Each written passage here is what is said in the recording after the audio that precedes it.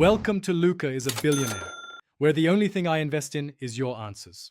You start by opening settings and navigating to connections because changing the Bluetooth name lives there.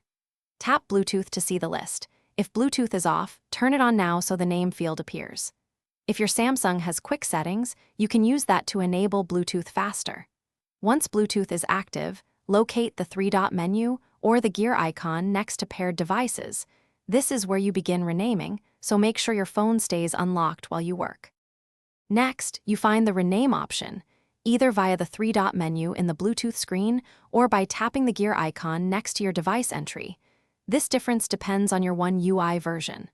When the rename dialog appears, replace the current text with your chosen name and press Save or OK. This updates how other devices see your phone.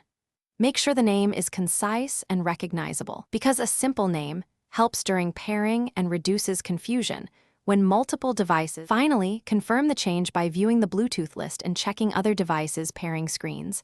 The new name should appear immediately.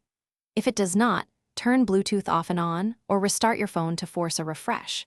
If problems persist, unpair and repair the affected device, and as a last resort reset network settings. This clears saved Bluetooth entries but resolves stubborn conflicts.